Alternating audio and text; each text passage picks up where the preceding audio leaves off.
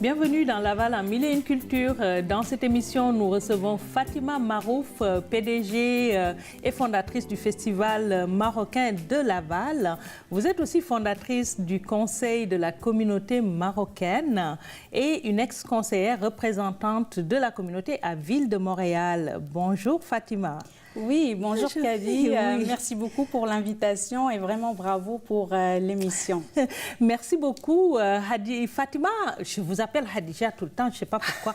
Fatima, vous êtes une pionnière dans votre domaine.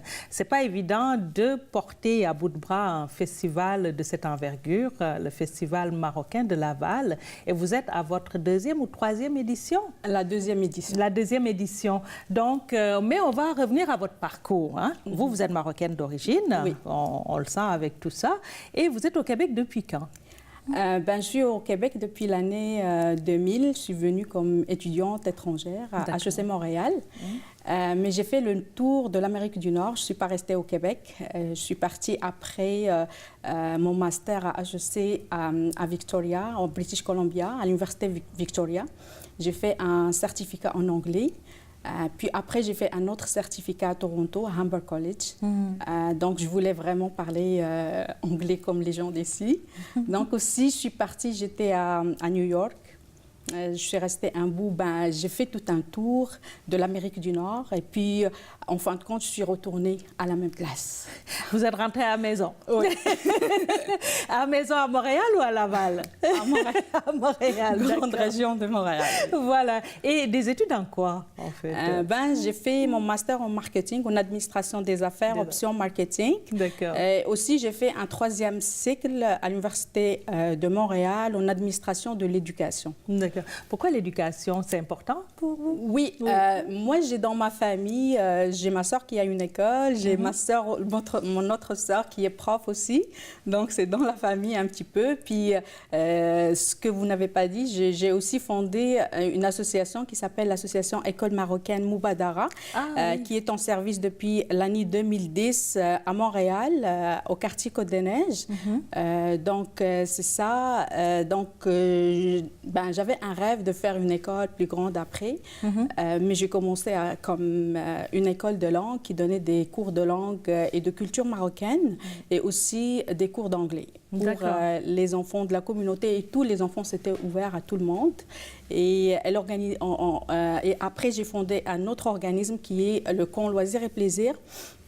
Le camp Loisirs et Plaisirs, lui, il reçoit, il y a deux catégories. Il reçoit les enfants du quartier, plus précisément Côte-des-Neiges, Notre-Dame-de-Grâce, mais on reçoit des enfants de Saint-Michel, là où il y a de la communauté, il y a des enfants qui viennent.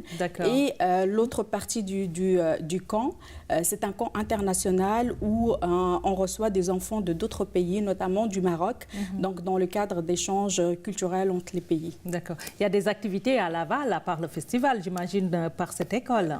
Non, le festival, c'est la première... d'accord, oui. C'est vraiment mais ça, sent vous bien. êtes à Laval, ça sent bien. Ça sent bien. Vous commencez à être lavalloise. Oui, alors, ça sent bien. D'accord. Mais quand on parle du festival, c'est quand? Le festival, ce sera le 27 juillet 2019, donc c'est un samedi. Donc, c'est ça. Voilà. Et quelle expérience avez-vous de la première édition? Est-ce que ça s'était bien passé? C'était quoi les défis pour organiser tout ça? Oui, c'était la première édition, c'était un grand défi parce qu'on a pris 3 journées. C'est long et puis ça demande une grande logistique. Puis il y avait aussi, il y a beaucoup de défis. Genre si on peut parler bénévole, le sens du bénévolat dans notre communauté n'est pas développé. Les gens, ils te disent, on vient faire du bénévolat, tu donnes tel poste, mais ils n'arrivent pas. Et je me suis retrouvée pour la première édition avec juste parce que j'ai des employés à l'école et puis au camp de jour. Donc j'ai ramené mes employés, c'est eux qui ont resté vraiment à leur poste. Il y avait un petit incident, mais on l'a repris, c'était fini le samedi, puis on a repris le dimanche et c'était une réussite le dimanche. Mais le grand défi dans l'organisation d'un festival, c'est surtout la communauté. C'est difficile pour une femme de faire un projet d'envergure dans une communauté musulmane ou je dirais marocaine, parce que je suis marocaine, je ne vais pas parler des autres communautés. Mais après le festival, avant j'avais des projets pour la communauté et qui étaient ouverts à toutes les nationalités. J'avais comme 30 pays d'origine que je recevais au camp de jour. Et j'avais pas, personne ne me dérangeait de la communauté. Mais juste après le festival, il y avait comme une guerre sale derrière pour m'empêcher de faire le festival. Il y avait une édition qui a été annulée l'année dernière, 2018. Donc, et c'est rendu pour moi comme une cause, comme un défi pour une femme d'organiser un événement d'envergure. Et j'espère, je vais lancer un message à ces gens. J'espère que ces gens comprennent qu'on est en 2019, qu'on est au Québec et qu'une femme, qu'on a ici l'égalité des genres et qu'une femme peut aussi entreprendre un événement d'envergure. D'accord. Mais dans votre communauté, la communauté tunisienne aussi, on voit vraiment des femmes leaders. Je pense à Hadija Erbib, je pense à Souad Siala, qui est à la tête de la Chambre de commerce tunisienne. Tranquillement, vous faites votre place. Donc, en tout cas, je sens que vous allez y arriver. Et pour pallier aux difficultés de l'année passée, qu'est-ce que vous avez prévu cette année? Mettons, le bénévolat, vous m'avez dit que c'est un problème. Cette année, qu'est-ce que vous avez Cette année, pensé? j'ai déjà engagé des gens.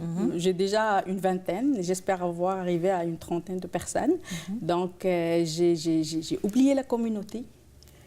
Donc, je suis allée chercher ailleurs. Mais c'est quand même ça s'appelle Festival marocain. Oui.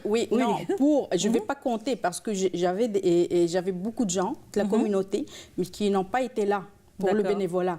Donc, je ne peux pas compter et dire, oui, s'ils viennent, si j'en ai des bénévoles, oui, mais ça sera un plus. Mais je ne vais pas dire, je vais te donner tel poste, mais s'ils ne sont pas là. Donc, il y a ce sens de bénévolat qui n'est pas développé chez la communauté, qu'il faut développer. Mais pour pallier, pour ne pas tomber dans la même chose, j'ai fait appel à d'autres gens qui ne sont pas mal. Oui, je vais avoir les deux. Moi, je serais ravie si la communauté vient faire du bénévolat dans le festival. Ça, c'est ce que je veux. D'accord. Mais s'ils ne sont pas là, j'ai mes autres bénévoles qui sont formés et tout, avec leurs équipes. Et puis, ça sera bien si tout le monde est là. D'accord. Les Marocains et les non-Marocains, tout le monde fait du bénévolat pour le festival. Ça sera le fun. Ça sera le fun. Mais en dehors du défi de recruter des bénévoles, c'est quand même un événement qui demande beaucoup de moyens financiers. Est-ce que le financement est un problème? Oui, comme tous les organismes à but non lucratif, le premier problème, c'est le financement. Là, on a déjà lancé une campagne de financement avec plusieurs partenaires. Donc, on est en train de regarder d'ici le mois de mai, fin avril-mai, regarder qu'est-ce qui rentre. Donc, cette année, on a commencé la campagne de financement très tôt. Donc, ça a été commencé le mois de décembre 2018. Et donc, c'est ça. Mais ce n'est pas le financement en tant que tel, c'est la communauté. Je ne vais pas dire toute la communauté, mais c'est les gens. Certaines personnes, parce que je ne peux pas généraliser, notre communauté c'est 140 000 et je sais qu'il y a des gens compétents, il y a des gens auxquels je tire chapeau, mais les gens avec lesquels moi je parle des gens avec lesquels je fais affaire. Donc le plus grand problème, c'est des gens, des personnes qui sont là depuis beaucoup d'années et qui font, comme j'ai dit, une guerre sale derrière les coulisses. Qui pensent que c'est à eux d'organiser. Quelque part, le Maroc leur appartient. Oui, exactement. OK. Et parlant de la programmation, il y a des artistes marocains, bien sûr. Du Maghreb en général, j'imagine. Parlez-nous un peu de votre programmation cette année. Est-ce qu'elle est arrêtée? Non, la programmation, on va la dévoiler pour ne pas promettre aux gens quelque chose, une marchandise qu'on ne va pas délivrer. J'aimerais ça ce qu'on promet, on va le livrer. Donc, ça va être une semaine ou 2 semaines à la rigueur avant le festival qu'on va dévoiler toute la programmation, mais je vais dire, ça va être des danses folkloriques marocaines, ça va être le chant marocain, mais là, moi, j'aimerais mettre ma petite, je ne sais pas, le colorier avec quelque chose de québécois. Ça sera marocain, marocain, marocain, mais le colorier, et chaque année, ramener une autre culture. Là, ça peut être une chanson ou un chanteur québécois ou un groupe l'année prochaine d'une autre culture, etc. Donc, mais c'est le festival, c'est marocain, et le festival aussi, je tiens à rappeler que le festival cette année, donc il célèbre pas juste la culture marocaine et transmettre le patrimoine culturel marocain aux nouvelles générations, mais aussi on célèbre cette année le 20e anniversaire de l'accession de Sa Majesté le roi Mohammed VI au trône. D'accord. Un roi que vous semblez aimer beaucoup, hein? Oui. On l'a vu récemment accueillir le pape François. Oui. Oui, on a vu aussi, j'ai été beaucoup touchée par cette vidéo de l'orchestre philharmonique avec des chansons de plusieurs, des chanteurs de plusieurs confessions. Donc il y avait une musulmane, je pense, un juif, un les chrétien, trois religions. Trois religions. Est-ce que vous, cette conception de la religion, c'est quelque chose qui est personnel aussi chez vous? Est-ce que vous pensez que c'est quelque chose qu'on est capable de vivre au Québec? Oui, moi je dirais, je vais présenter peut-être l'exemple de Maroc. Moi, j'ai vécu, mon amie, ma meilleure amie était juive, qui s'assoyait à côté de... elle était juive, j'ai grandi avec des amis juifs. Et même ici, lorsque je suis venue, j'ai des amis marocains juifs, parce qu'on a une grande communauté juive marocaine ici aussi, qui sont là beaucoup plus longtemps que nous autres. Donc, au Maroc, il n'y a pas ce conflit des religions. Il y a la majorité des musulmans. Il y a une communauté juive et chrétienne. Et on vit tous dans l'harmonie. Il n'y a pas de différence. C'est notre marocanité qui nous unit. Il n'y a pas de différence de religion. D'accord. On ne la vit pas, on ne la voyait pas. C'est juste à l'extérieur, là, quand on commence à regarder lui juif, lui musulman, pourquoi lui ceci, non. D'accord. Et c'est un exemple. C'est un exemple de vivre ensemble, en fait. Oui, et puis une autre roi, moi je vais lancer un appel. J'aimerais ça qu'on lui attribue je ne sais pas, le prix Nobel de la paix. Pourquoi pas? Tu prêches pour ta paroisse, là. Oui, pourquoi pas? Il va falloir beaucoup de lobby, hein? Oui. D'accord. J'aime les actions qu'il mène pour la réconciliation entre les religions. En fin de compte, on est tous des êtres humains. Peu importe la couleur, la religion, on est tous des êtres humains. D'accord. Et c'est notre humanité qui doit nous unir. OK. Avez-vous, pour revenir au festival, un soutien du Maroc ou des institutions marocaines qui sont représentées ici et de la ville de Laval, parce que vous organisez à Laval? Oui. On a un partenariat avec la ville de Laval. Les autres partenariats, on va les afficher après. D'accord. Le Maroc, on est en train de regarder le processus. Donc, tous les partenariats, j'espère qu'il y aura un partenariat avec tout le monde, que tout le monde soit là pour organiser le festival marocain de Laval et lui donner la couleur marocaine, que ce soit un voyage au Maroc au cœur de Laval. Un dernier mot, Fatima, j'imagine, pour inviter les gens à venir assister au festival marocain qui se déroule au mois de juillet. De juillet. Donc, le festival marocain de Laval se déroule le 27 juillet 2019 et aussi, il célèbre le 20e anniversaire à l'accession du trône de notre roi, Mohammed VI du Maroc. Et donc, j'invite tous nos amis québécois et québécoises à venir découvrir la culture marocaine et les traditions marocaines. Et aussi, j'invite les Marocains et les Maghrébins à venir nous renouer avec la culture d'origine. D'accord. Un mot en arabe? Oui, bien sûr. Chant qui en brûle d'envie, là. مرحبا بالجميع في للفستيفال المغربي بلافال الذي سيقام في يومه 27 من شهر يوليوز 2019. نرحب بالجميع للاحتفال بالمهرجان المغربي بلافال ولتخليد الذكرى العشرون لتربع صاحب الجلالة الملك محمد السادس على عرش أسلافه المنعمين. Shukran Khadija. Merci beaucoup, c'est moi qui vous remercie. La shukra ala wajib. Merci d'être venue à l'émission. Puis on te souhaite un gros succès pour cette deuxième édition du Festival marocain à Laval. Merci, c'est moi qui te remercie et remercie toute l'équipe. Voilà. Nous allons maintenant céder la place à notre chroniqueuse culture, tendance et mode, Myriam Matondo. Alors Myriam, on dit quoi? Bonjour, je vous parle d'un événement mode du 13 avril au 4 mai. En fait, chaque samedi, la marque Nataka Design vous propose des ateliers de design de mode, patron et de couture pour divers niveaux, allant du débutant à avancé. Donc, si vous êtes intéressé par la mode, par la couture, c'est une bonne opportunité pour vous. Pour toute information, réservation et choix de date sur Eventbrite ou sur la page Facebook Nataka Design. La marque lancera également sa nouvelle collection printemps-été 2019 le 26 avril sous le thème du safari urbain. Ce sera donc au salon Thalia, 3463 rue Sainte-Famille à Montréal, de 18h à 21h. La soirée safari urbain est un événement gratuit alors que les ateliers de mode sont payants, vous l'aurez compris. Donc choisissez vos dates sur leur page Facebook. Le 25 avril, c'est la journée de l'emploi à Laval pour la région de Laval et des Basses-Laurentides qui se tiendra au centre des congrès Palace qui est situé au 1717 Le Corbusier à Laval et ça aura lieu de 10h à 17h, donc toute une journée.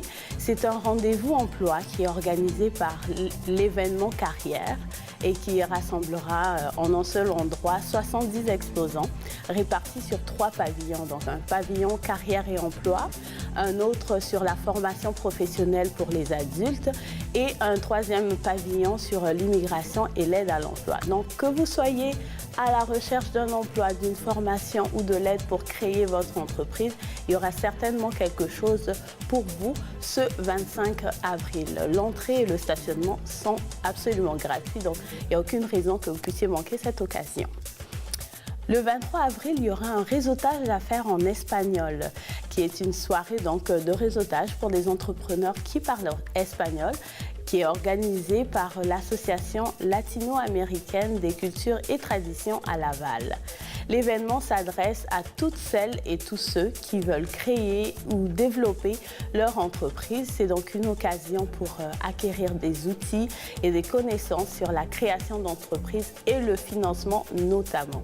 C'est un événement qui aura lieu à la banque RBC, qui se situe au 3571 boulevard d'Agenais-Ouest et ça se tiendra donc de 17h30 à 20h le 23 avril. Toutes les informations et les réservations sont disponibles sur la page Facebook de l'Association latino-américaine des cultures et traditions à Laval.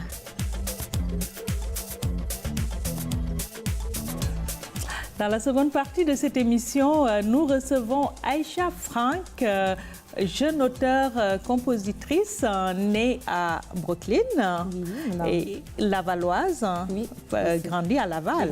Vous avez grandi à Laval. Vous êtes old school, de ce qu'on dit. Donc, vous chantez des chansons old school, mais vous êtes une jeune auteure. D'où ça vient, là? Qu'est-ce qui vous a inspiré? J'aime beaucoup le old school music, donc tout ce qui est années 90, donc R&B, hip-hop, aussi même le Eurodance, donc quand on parle de CC Music Factory, voyons, Snap, ou ici aussi aux États-Unis, tout ce qui est R&B, donc Alia, Brandy, Monica. J'ai grandi là-dessus, fait que c'est beaucoup de la musique qui m'a beaucoup inspirée, puis qui m'inspire encore aujourd'hui quand j'écris mes chansons, quand je dois interpréter, la manière que je chante aussi. Je puise mon inspiration de là. Vous puisez votre inspiration des années 90, en Exactement. fait, toute la culture pop, R&B des années 90. Exactement. Le look aussi. Aïcha, vous avez fait des études en droit, hein? Donc vous avez fait votre bac en droit en 2014, hein? Oui. Que vous avez décidé de mettre de côté pour juste faire de la musique ou... Dans le fond, je vous dirais, j'ai fait mon bac en droit à l'Université de Montréal. Je l'ai obtenu en 2014. Et puis, dans le fond, ce que j'ai fait, j'ai décidé de me concentrer sur la musique, mais même quand j'étais dans mon bac en droit, ma dernière année, je l'ai concentré tous mes cours, tout ce qui touchait à la propriété intellectuelle. Le droit d'auteur, ça m'intéressait vraiment beaucoup. Je voulais devenir avocate en droit du divertissement, représenter des artistes, mais après, vers la fin de mon bac, je me suis dit non, je veux travailler pour des artistes, je suis artiste moi-même. Et voilà, ça n'a pas été facile comme décision. J'ai dû dire non au barreau, laisser tomber ce rêve-là, pour me concentrer sur ma carrière de musique. OK. Il faut être vraiment sûr de soi pour faire ce choix-là. Donc, vous voyez avec une carrière d'envergure. Ah oui, définitivement. Définitivement. Oui. Voilà. Donc, ce qui est une bonne chose, d'avoir de l'ambition. Maintenant, comment le réaliser au Québec, à Laval? Est-ce que c'est quelque chose de facile? C'est pas du tout facile. Mais je vous dirais, quand tu travailles fort, quand tu travailles intelligemment aussi, ça dépend aussi des gens que tu connais parce que c'est beaucoup un jeu de connexion. Mais pas simplement ça, c'est qu'une fois que tu as la connexion, il faut que tu travailles fort pour prouver que tu mérites ta place parmi les grands. Donc, c'est ce que je fais en ce moment. Je travaille mes connexions, puis je travaille sur mes petites affaires pour que ça puisse grimper l'échelle de l'industrie de la musique. Voilà. Parlant de production, en 2014, vous faites un focus sur la musique. Ça vous a pris 4 ans pour sortir votre premier album en 2018, votre premier titre. Oui, mon premier Paradoxe. L'album n'est pas encore sorti. C'est en construction. Donc, Paradoxe, votre premier clip en production indépendante. Oui, c'est ça. Donc, c'est pas la première chose que j'ai sortie, mais c'est le premier vidéo, le premier single que j'ai sorti en tant qu'artiste indépendante. D'accord.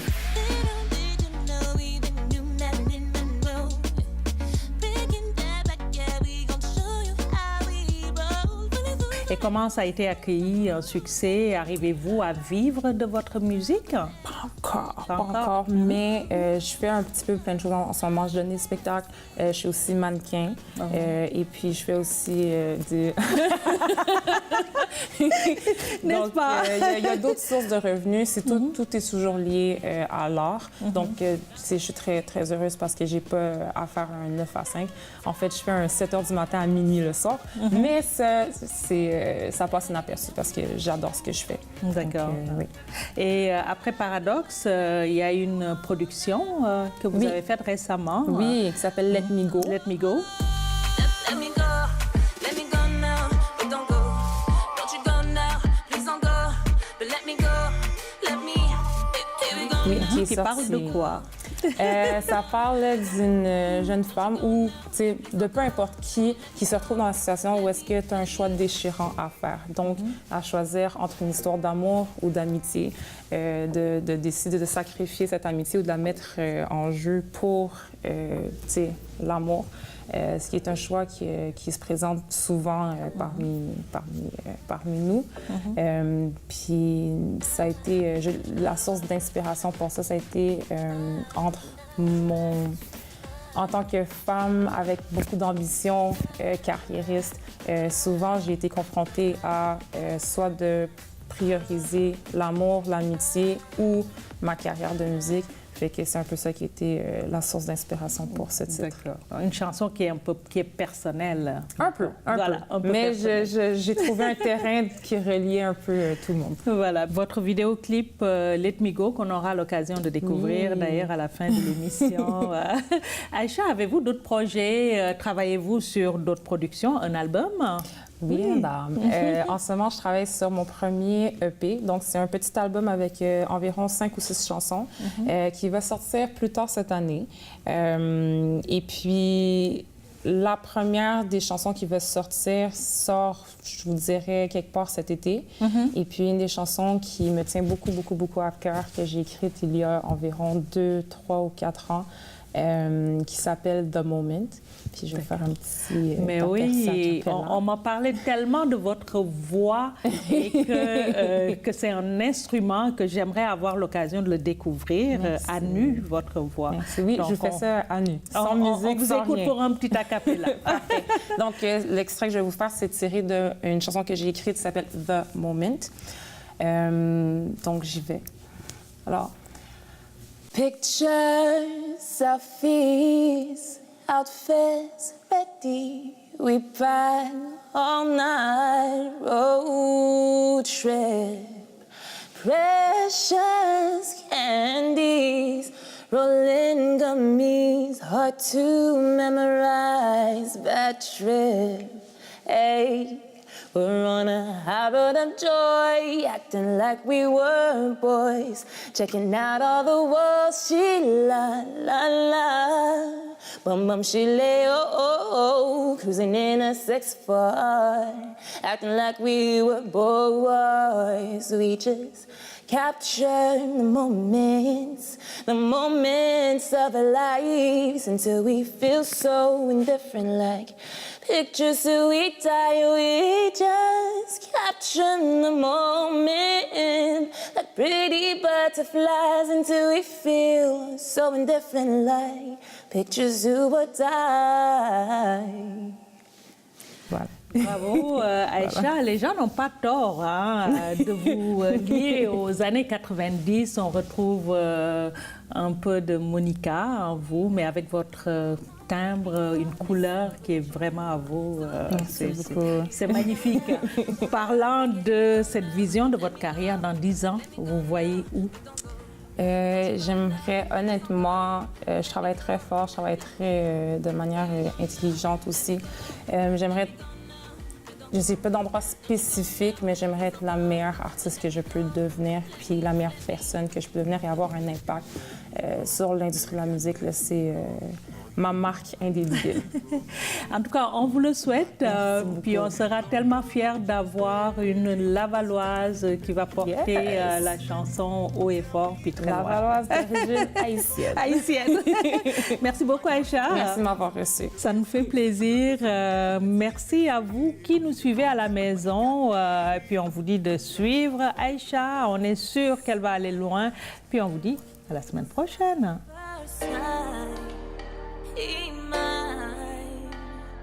How am I to know the other one?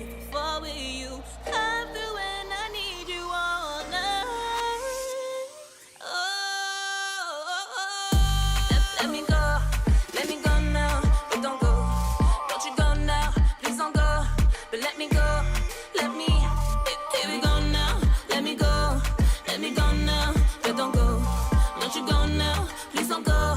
But let me go, let me.